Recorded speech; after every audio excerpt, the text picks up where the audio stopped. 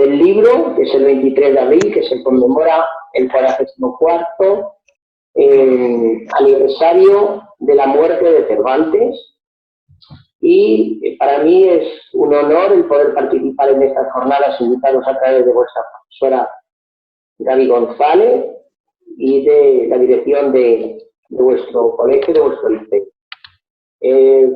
Con independencia de las circunstancias particulares que estamos viviendo, quizás nada comparable a lo que pudiéramos llamar a principios del siglo XX, que fue la peste, perdón, la gripe, la denominada, la mal denominada gripe española, y lo que ya en 1347 fue la peste negra, con lo cual, salvando las circunstancias de la técnica, pues vamos a intentar dar un recorrido por... Primero un poco hablaremos de Cervantes y luego algo del libro, lo que nos dé tiempo, según las indicaciones de vuestra profesora. Como os he dicho, hoy celebra el 44º aniversario de la muerte de Cervantes. El verdadero retrato de Cervantes, que es el que tenemos en la imagen de todos y que aparece en los libros, es muy probable que ese no sea auténtico. Está en el imaginario de todos, pero realmente no podemos acreditar que la imagen que vemos como el retrato de Cervantes fuera tal.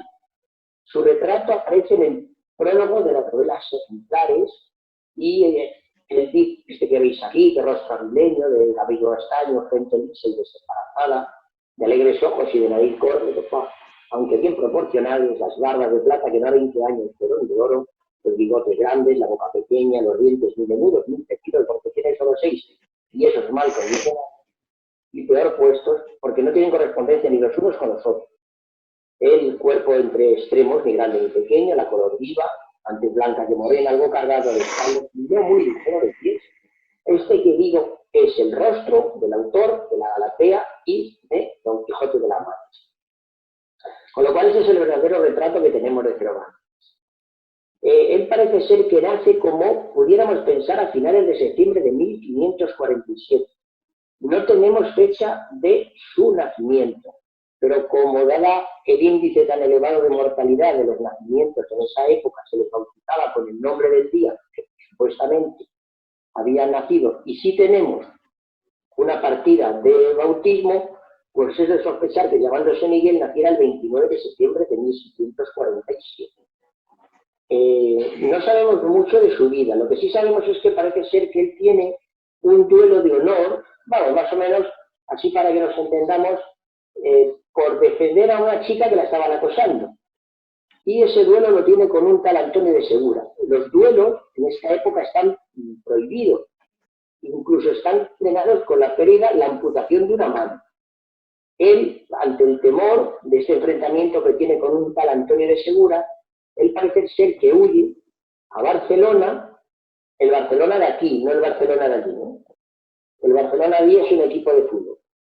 Y él sabe que se está formando una gran armada, él embarca en Barcelona, y esa gran armada lo único que está intentando es preservar todo el Mediterráneo, lo está intentando preservar de los piratas. Sea como fuere, espías españoles saben que la gran armada turca está atravesando el estrecho de Corfú, y ahí se organiza la denominada batalla de Lepanto.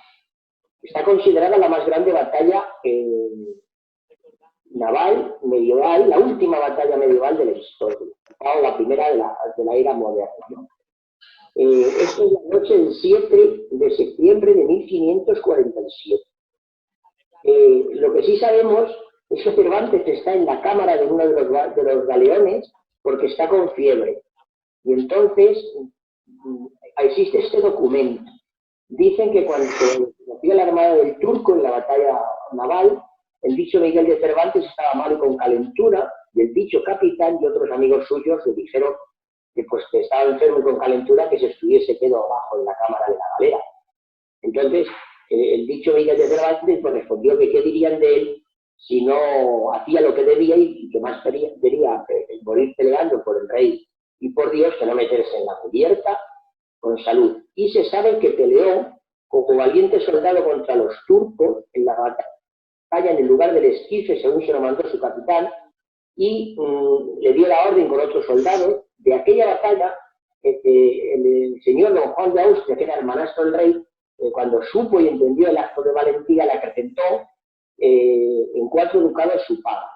Es muy significativo este documento porque luego nos valdrá para seguir la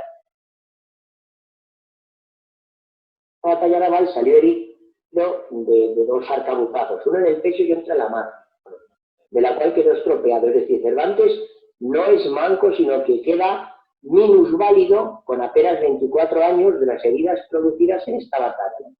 En esta batalla pues intervienen personajes como don Juan de Austria, que es hermanastro del rey, Felipe II, ambos son hijos de Carlos I, y intervinientes en esta batalla también fue el Papa Pío V y don Álvaro de Bazán, que fue el que de alguna manera desarrolló, desplegó a la armada invencible en el estrecho de Corfú, haciendo una especie como de encerrona a la armada turca.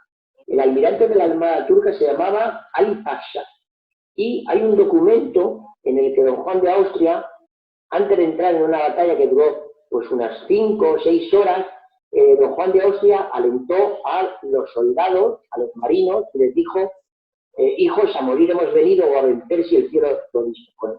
De tal manera que no deis ocasión para que el enemigo pues pregunte con arrogancia impía dónde está vuestro Dios. Pelead en su santo nombre, porque muertos o victoriosos habréis de alcanzar la inmortalidad. Parece ser, imaginaos lo que es el enfrentamiento de barco con barco, se animaban los barcos lanzando maromas con ganchos para poder saltar de cubierta a cubierta, y esto lo contará posteriormente Cervantes en una novelita que está dentro del Quijote, que se titula la novela del capitán cautivo. Entonces, el historiador Cabrera, Luis Cabrera, afirma que algunos caían entre los barcos colocados en Omina al Pairo, y que nadando y se arrimaban a las caleras para salvar la vida pues a costa de su libertad, y aferrándose a los remos o los 50 cabos, entonces podían instruir la furia de la victoria. Los matadores pues se les cortaban las manos. A partir de ahí tenemos una relación de gastos donde aparece Miguel de Cervantes, porque el herido vuelve otra vez a Italia, ahí permanece 5 años, y bueno, no sabemos en qué circunstancias, porque no hay mucha documentación histórica, pero decide volver a España en la Galera del Sol. Cuando él ingresa en la Galera del Sol, a la altura de la costa de las Islas Baleares, su galeón, este galeón es apresado, y como hemos dicho anteriormente, él lleva un documento que acredita como soldado aventajado el hecho de que don Juan de Austria le hubiera acrecentado la paga en 4 ducados. Los piratas bereberes norteafricanos, que tienen ante sí un personaje con una carta firmada por el hermanastro del rey, pues suben su precio, y él permanecerá cautivo durante 5 años en una cárcel que se denomina Baños. Él intentará 5 fugas, incluso en una de ellas es hasta delatado por un tal Juan Blanco de Paz, y sea como fuere, parece ser que cuando él intenta una de las fugas es apresado nuevamente, y esta historia, esta relación, como hemos dicho anteriormente, él la recuerda en el capítulo 40 de la primera parte del Quijote. Dice que cada día ahorcaba uno, empalaba este, deshojaba aquel, y esto por tan poca ocasión y tan sin ella que los turcos conocían que no hacían no más de hacerlo y por ser natural condición era muy homicida del todo género humano. Y solo se libró bien con él un soldado español llamado tal de Saavedra, el cual, con haber hecho cosas que quedarán en la memoria de aquellas gentes por muchos años, y otras por alcanzar la libertad, jamás le dio palo ni le mandó dar, ni le dijo mala palabra, ¿no? Lo que sí sabemos es que Cervantes firma como Miguel de Cervantes antes de ser preso en Argel, y empezará a firmar como Miguel de Cervantes Saavedra posterior a lo que es el cautiverio de Argel, teniendo en cuenta que su madre se llama Leonor de Cortina. Luego no sabemos en qué momento él decidió cambiarse el nombre. Sea como fuere, la madre consigue una cantidad de dinero que se lo da a un tal Joan Gil, que era redentor de cautivos. Era una especie como pagaban a una orden religiosa para rescatar. Hasta tal punto la madre mendigó para conseguir dinero que se hizo pasar por viuda.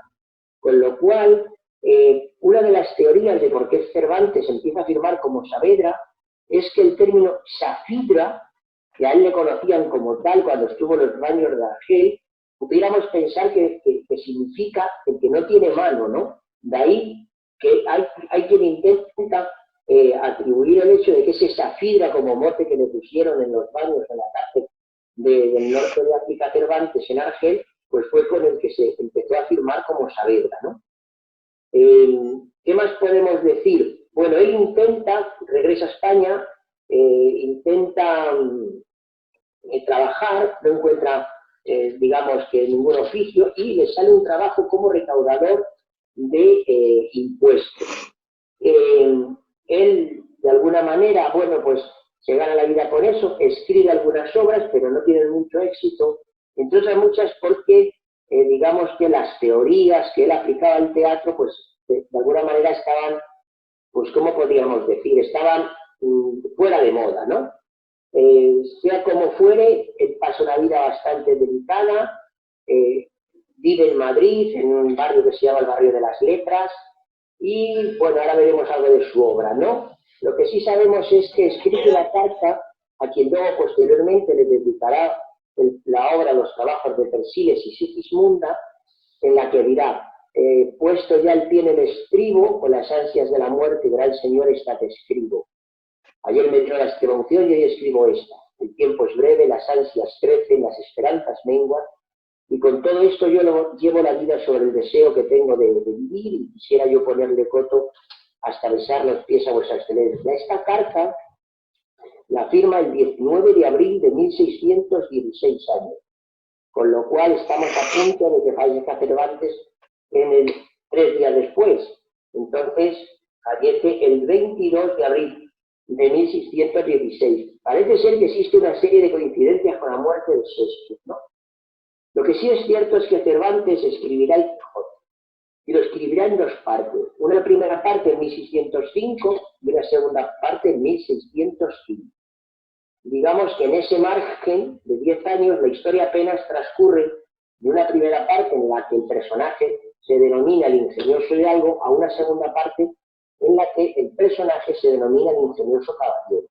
Entre medias está documentado, y parece ser que pudiera ser hasta el capítulo 59 de la segunda parte, en la que alguien le llegó a Cervantes y le dijo, oye, esta obra que tú estás escribiendo y que vas por este capítulo, en teoría ya se vende con el nombre del segundo tomo del ingenioso hidalgo Don Quijote de la Mancha, escrita por un tal Alonso Fernández de Avellaneda, que es natural de Tordesillas.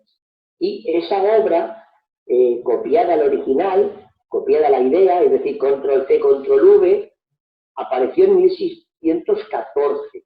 Con lo cual, cuando Cervantes está escribiendo la segunda parte del Quijote por el capítulo 59, la segunda parte ya se vende sin haberla él publicado por un autor que, como hemos dicho, es apócrifo y todavía a estas alturas de la historia no sabemos quién es. Hay distintas teorías, pero ninguna está muy acreditada, ¿no?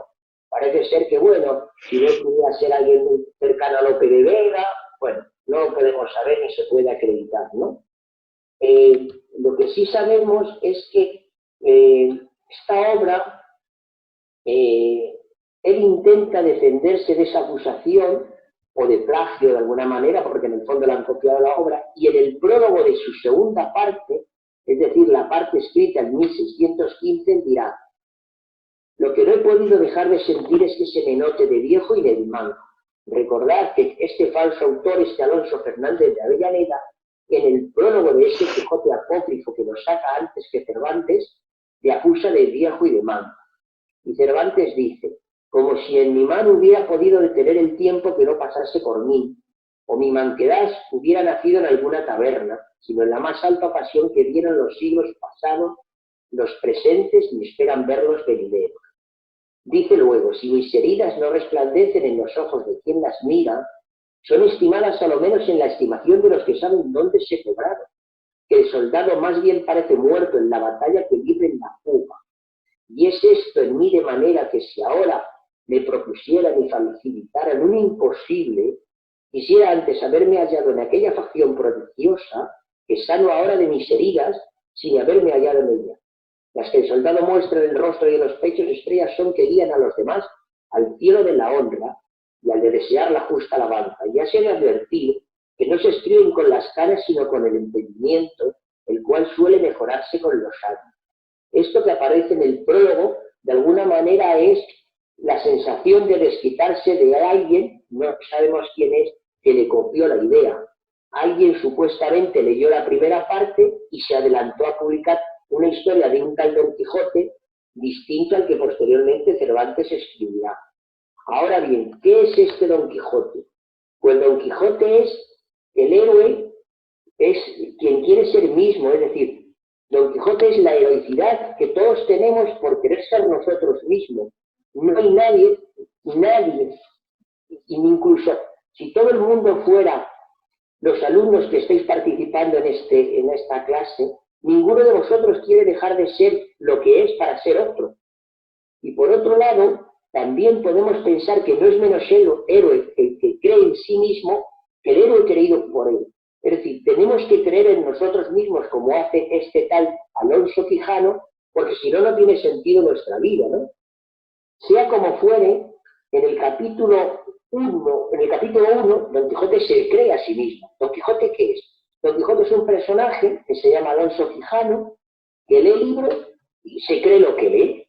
De tal manera, es muy parecido a lo que pudiéramos pensar cuando alguien ve Harry Potter y quiere hacer lo que Harry Potter, o cuando ve Capitán América, o Spiderman, o Batman, y quiere ser Batman. Entonces él, de alguna manera, se atribuye esa potestad, toma su lanza y por la puerta falsa de un corral sale al campo, armado creyéndose que está armado caballero, pero él se da cuenta que no está armado caballero. Es decir, no hay nadie, ninguno de vosotros puede acreditar un título superior al que tiene si una universidad no se lo otorga. En este caso, si el colegio nos lo otorga. ¿Qué es lo que hace él? Busca a alguien que pueda acreditar que él es caballero, y entonces, ¿qué es lo que ocurre? Que en el capítulo 3 se adentra en ¿qué podemos pensar? Es una venta, pero la venta podemos pensar que es un hotel de mala muerte. Y entonces ahí alguien le hace el teatro de hacerle creer que está armado caballero. Pero claro, obra no tiene mucho sentido. Solo el personaje sostener tantos capítulos, pensemos que la primera parte son 54 y en la segunda primera parte son 52 y en la segunda 74. Entonces, ¿qué es lo que ocurre? Una vez que es armado caballero, Don Quijote sale y lo que quiere es hacer el bien, porque la idea de Batman, la idea de Conan el Bárbaro, el de Spiderman, es la lucha del bien contra el mal. Y entonces se encuentra alguien que está apaleando al muchacho en una encina, y entonces Don Quijote se acerca a él y le dice: hombre, descortés caballero, mal parece tomaros con quien defender no se puede, subid vuestro caballo y tomad vuestra lanza, que yo os haré conocer ser de cobardes lo que estáis haciendo. En el fondo él intenta buscar el equilibrio del mundo en comparación a los libros que ha leído. Se acerca a leer una serie de personajes porque va por los caminos, como cualquiera de nosotros vamos andando por las calles. Se ríen de él y lo apalean. Entonces un personaje que regresa a su casa le encuentra y le pregunta, pero bueno, vamos a ver, ¿tú quién eres? ¿Qué haces aquí? Y dice: yo sé quién soy y sé que puedo ser no solo lo que he dicho, sino, y empieza a soltar una serie de personajes inmensos, porque a todos vencerá mi fama y mis hazañas, a todos juntos y a cada uno por sí, se hicieron y aventajarán las mías. Es decir, es el único personaje de la historia que tiene una fe ciega en la posibilidad que él tiene. ¿Qué ocurre? Hay una teoría que piensa que Cervantes escribió esto no más allá que para 8 capítulos, pero en el capítulo 5 tiene la idea genial de aportar al hecho narrativo otro personaje. ¿Ese personaje quién es? Bueno, pues Don Quijote dice: en ese tiempo solicitó Don Quijote a un labrador vecino, amigo suyo, hombre de bien, si es que ese título se puede dar al que es pobre, pero de muy pocas sale en la mollera. En resolución, tanto le dijo, tanto le persuadió y prometió que el pobre villano se determinó de salirse con él y servirle de escudero. Decíale, entre otras cosas, Don Quijote que si dispusiese a ir con él de buena gana, porque alguna vez le podía suceder alguna aventura que ganase en un quitamellas pajar, una ínsula, le hiciese gobernador. Luego el equilibrio de la novela ya está conseguido. Tenemos de un lado Don Quijote, que es la idea, y tenemos del otro a Sancho, que es la realidad. En el fondo la obra es una lucha entre nuestros deseos y nuestras realidades diarias, con lo cual este personaje, que en el fondo todos ya sabéis que se llama Sancho Panza, con esas promesas de ser gobernador de una ínsula, pues deja todo, su mujer y sus hijos, y se asentó como escudero de Don Quijote. Hay infinidad de ejemplos a lo largo de la obra en el que el personaje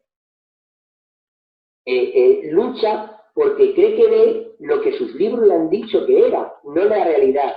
Entonces, ni qué decir tiene que el más famoso, uno de los más famosos y que está en la mente de todos, pues es Los molinos de viento. ¿Qué es lo que ocurre en esta escena? Pues Don Quijote está contando no lo que ve, sino lo que ve es su imaginación.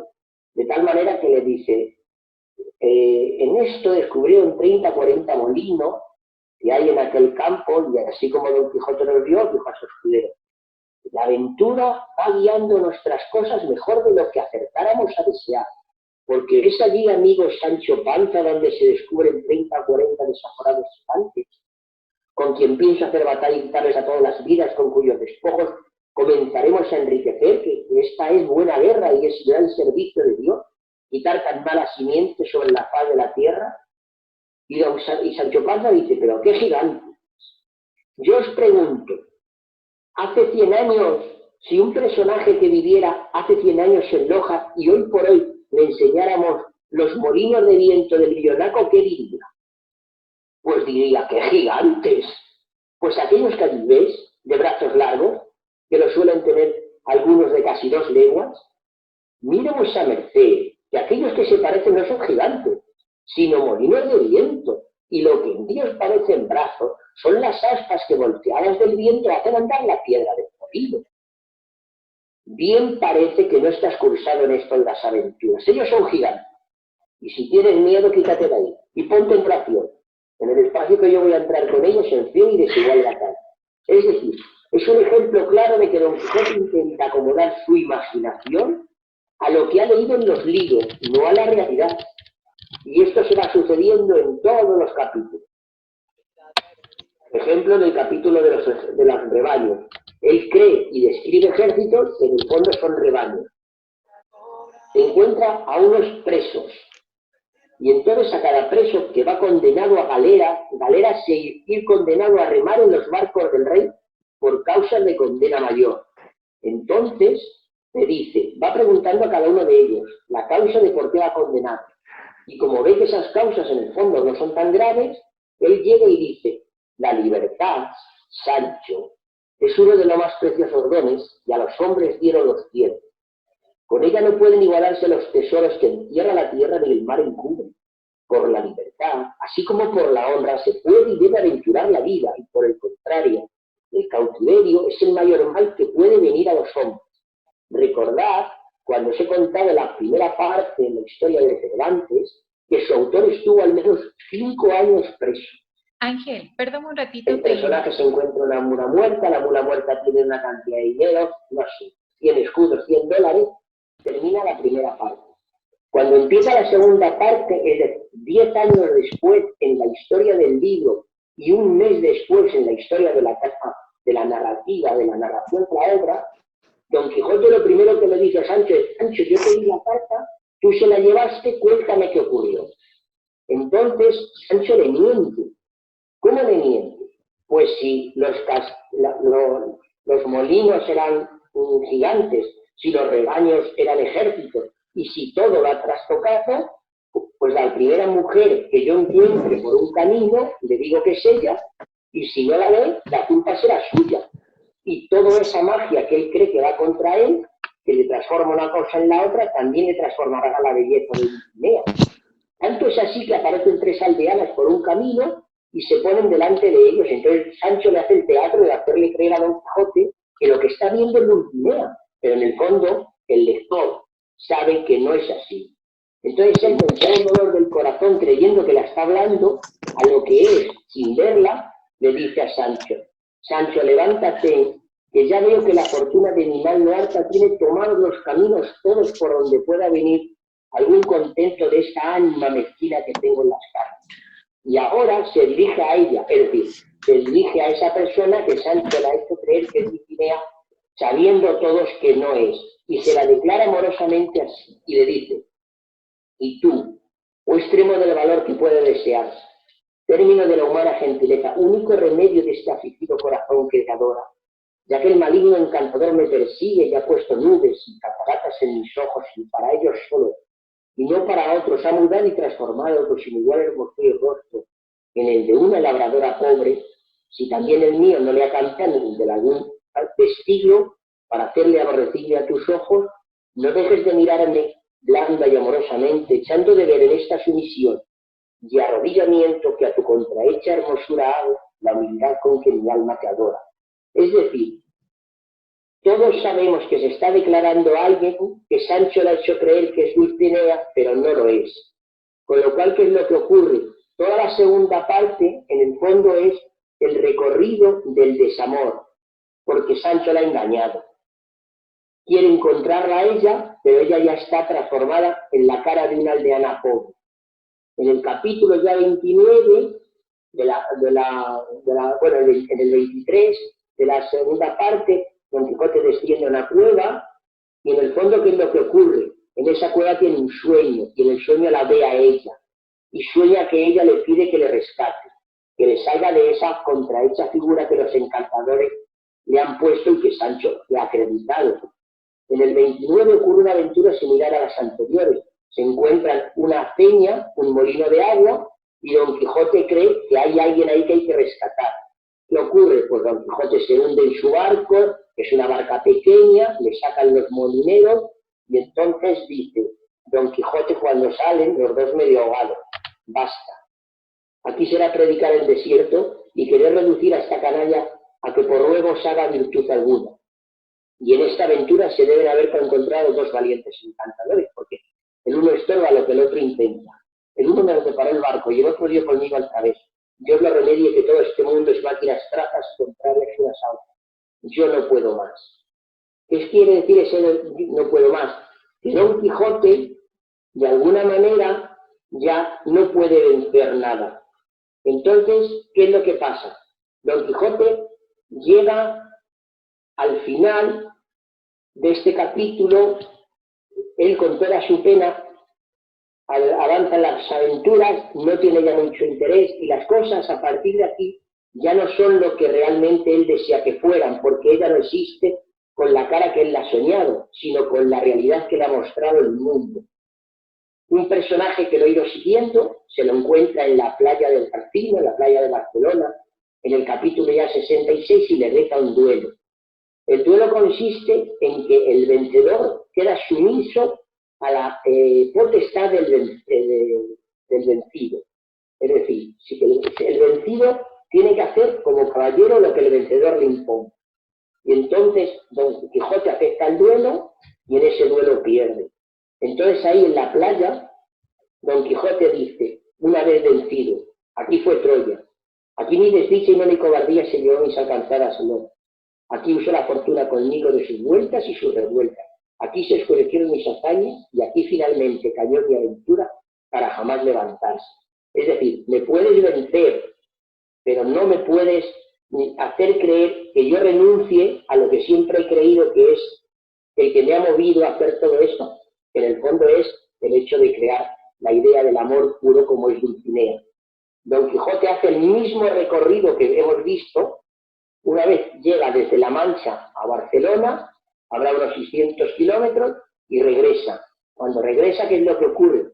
Pues Don Quijote reconoce que todo esto es una tontería, que no puedes cambiar el mundo, y de alguna manera acepta lo que Sancho le ha mostrado, recobra la lucidez, pide perdón a todo el mundo, estas locuras que ha hecho durante estos 3 meses, parece ser que están contada la historia, firma un documento y se muere. Muy bien, Ángel, muchas gracias por... Con lo cual, Ajá. en el fondo, la historia es pues que tenemos que luchar por lo que cada uno de nosotros pensamos que debemos conseguir, aunque en el fondo nos cueste mucho y la realidad a cada día nos vence. Esa es la historia. Gracias. A partir de ahí, muy bien. Gracias, Ángel. Quisiera preguntarte también y que les compartas a los chicos, ¿cuál es cómo es que este libro te llama tu atención? ¿A qué se debe también tus ganas de saber más, de leerlo más? E incluso recuerdo que cuando estabas aquí en Ecuador escribiste la obra a mano, ¿no es cierto? Pudiste transcribirla. Sí. Entonces yo creo que es un cariño grande a la obra del Quijote de la Mancha. ¿Y a qué se debe o cómo crees que cautivó tu atención? Bueno, habría que remontarse muchos años. El planteamiento es muy simple. Yo he sido niño, aunque parezca que no he sido niño. Y he sido un niño que leía cómics, aventuras, y bueno, en los primeros años que yo fui al colegio, estuve en un colegio, el Colegio de los Agustinos, aquí en Madrid, y entonces, cuando yo tendría unos, 6, 7, 8 años, 8 años, nos dieron un libro que yo lo tengo todavía, que es el Quijote escolar, un Quijote para niños. Bueno, pues entonces yo recuerdo que la primera vez que lo leí, pues tenía 18 años. Entonces me llamó la atención porque en un programa yo con 18 años solo hacía 2 cosas, leer y jugar al fútbol. O sea, leer mucho y jugar al fútbol mucho, incluso bien. Entonces yo recuerdo que hubo un programa de televisión donde un profesor que 20 años después fue director mío de tesis doctoral, él dijo que el Quijote es una obra que uno la entiende cuando se le saltan las lágrimas. Si vosotros buscáis en Google grabados de Doré, grabados del Quijote por Gustavo Doré, después de 262 grabados, creo recordar, con los que Gustavo Doré ilustró en 1883 el Quijote, solo 2 personajes aparecen llorando, que es Don Quijote y Sancho. Entonces, ¿qué es lo que ocurre? Una vez que yo lo leí con 18 años me llamó la atención, porque en el fondo da una pena terrible querer hacer las cosas que sueñas con lograrlas y luchar todos los días contra la cotidiana realidad. En el fondo es un deseo que tú tienes que adaptarlo a la realidad, y esa lucha en la vida. De tal manera que luego lo empecé a leer, lo leía en verano, porque el Quijote es atemporal, pero da la sensación de que hace buen tiempo, hace calor, y aquí en España hace calor, bastante calor en julio, agosto. Entonces, desde los 18 hasta los 40 lo leí cada 2 años. Cuando yo terminé la carrera, entre ellos una asignatura que se titulaba el Cervantes y el Quijote, una profesora, una catedrática de filosofía de la Autónoma de Madrid, me hizo una referencia respecto a una filósofa española, María Zambrano, que ella justificaba lo siguiente. Ella decía: todas nuestras preguntas obedecen a una razón filosófica, pero todas nuestras respuestas nos las queremos dar desde una perspectiva poética. Queremos nuestras mejores respuestas para nuestras preguntas. Y no hay mejor respuesta para cada una de las preguntas que la que te puede dar Cervantes a través del Quijote. Cuando yo terminé esa tesis doctoral, surgió la posibilidad de irme de PhD a Loja, y entonces lo acepté. Entonces, ¿qué es lo que ocurre? Por tener la sensación de que mi mano llevara el mismo trazo que en su día la llevó Cervantes, pues cuando salía de dar clase en la universidad me bajaba a donde yo vivía, vivía ahí en Miguel Río Frío, me ponía un flexo con una luz y empecé a escribir el Quijote hasta que lo terminé. Entonces, creo recordar, lo tengo por aquí, me parece que son como unos 2 volúmenes con unas 890 y tantas y 900 y pico páginas. Qué grande.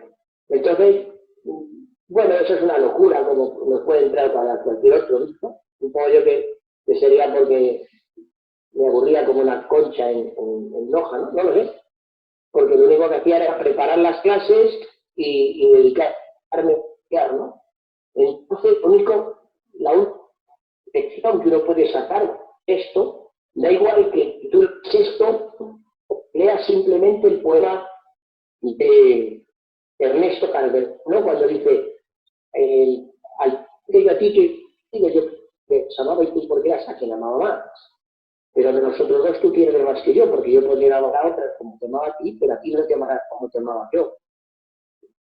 No hay nadie que repita la interpretación de la lectura, no solo del Quijote, sino de un poema, y eso es lo que os falta. Al mundo le hace falta la interpretación del Quijote, de vuestras lecturas. El problema que tenemos es por qué no leéis.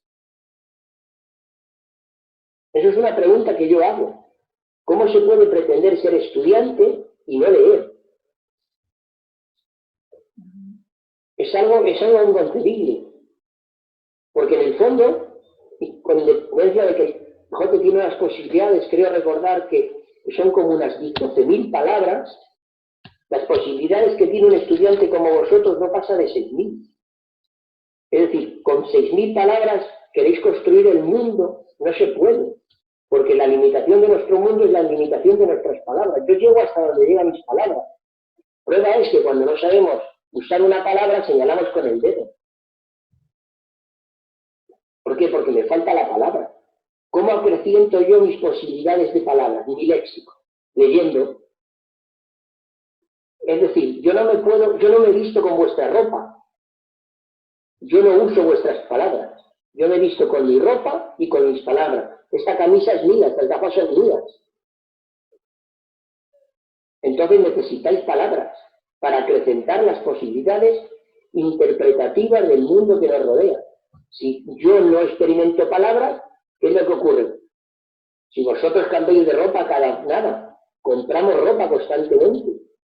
Bueno, pues con las palabras ocurre exactamente igual. Yo necesito tener un armario con muchas camisas para no tener que salir al mundo todos los días con la misma. Si yo saliera con la misma camisa, el mismo pantalón o los mismos zapatos, ¿cuánto me dura? No puedo, necesito más ropa, necesito más palabras. Entonces, la mejor forma de experimentar palabras, pues es leer. Da igual la obra esta, ni qué decir tiene que cuanto mejor sea la obra, el resultado es mejor. Porque el planteamiento cuando leemos una obra buena, no se trata de saber cómo termina la obra. Se trata de ver cómo terminas tú. Por ejemplo, leemos Guerra y Paz y decimos, ¿cómo termina? No, es una lucha de Napoleón en Rusia. No. Eso es muy pobre. Y es una historia inmensa. Leemos Ana Karenina, perfecto. ¿Cómo termina Ana Karenina? No me interesa cómo termina Ana Karenina. Bueno, se suicida y qué. Lo que me interesa es qué efecto produce la lectura de Ana Karenina en mí. Por eso hay que leer. Ahora, el leer es libre. Yo no puedo obligar a nadie, no puedo obligar a mis estudiantes que lean. Como no te puedo obligar a que sueñes, ¿no? Yo llego esta noche y antes de que te acuestes te digo, a ver, Dani, por favor, sueña. Es una idiotez. Exacto. Esa es la conclusión de por qué uno lee. Lee por necesidad. Ya está. Lo que tú manifestaste El problema es también. por qué no leéis. Así es. Ángel, lo que tú también manifestaste y muy importante que lo trajiste aquí a la clase y con esto también terminamos y me quedo con los estudiantes para poder dar la conclusión de la clase. Y es una frase que a mí me quedó bastante presente y es que pensamos con palabras. Creo que la explicación que tú nos diste también encierra esa frase, que nosotros no es Claro. que, exactamente, no es que pensamos de otra forma, siempre pensamos con palabras. Claro. Y Cuando de qué forma se puede pensar en manera de construir, de aportar a la sociedad también, es adquiriendo conocimiento, adquiriendo un léxico, y de qué forma, obviamente, de poder pensar en palabras. tú tendrás muchos estudiantes, por ejemplo, que los estoy viendo yo ahora mismo, que quieran cursar estudios jurídicos. Necesitan un léxico jurídico. Habrá muchos estudiantes, como yo tuve cuando estuve en Loja, que eran médicos. Necesitarán palabras de medicina. No puedes nombrar términos médicos si no los tienes. O vas a ir a terminar una carrera de medicina con las posibilidades verbales con las que necesitas para subir o bajar de un avión. No, necesito palabras. Y no hay forma más razonable que experimentarlas. ¿Por qué? Porque, ¿qué es lo que hago? Cuando tú me pides que yo haga esta clase, pues yo me la repito ¿con qué? Con palabras. Pero yo me proyecto, no sé, los viajes, pues me con palabras, es decir, no sé, la semana que viene tengo que tomar un vuelo desde Barajas a Quito, son palabras. Cuando tú preparas tu clase, teatralizas las palabras. Cuando tú preparas un examen, argumentas palabras. ¿O qué vas a contestar? ¿Un examen con las posibilidades de un WhatsApp? ¿Vas a reducir tu número a un número de caracteres finito, determinado? No. Es un error. El problema es que estáis yo creo que eran capos sometidos a la tecnología, no conversáis, observad que no hay conversación y obviamente no hay lectura. Así es, Ángel. Muchísimas gracias por acompañarnos en esta A clase. vosotros. Creo que hemos dado un pequeño viaje desde un lugar de La Mancha hasta Vale y creo que para los estudiantes en este momento lo van a apreciar y de igual forma a largo plazo. Entonces, infinitamente gracias, Ángel, por esta clase y bueno, espero que nos podamos ver en cualquier otro momento. Yo me quedo con los estudiantes y bueno, puedes salir nomás de la clase de esta sala. Muchísimas gracias, Ángel. Bueno, muchas gracias. Y en la puerta de la ciudad de Loja está Don Quijote y Sancho. Así es. Chao, Ángel, un gusto. Muchas gracias. Chao. Chao. A vosotros.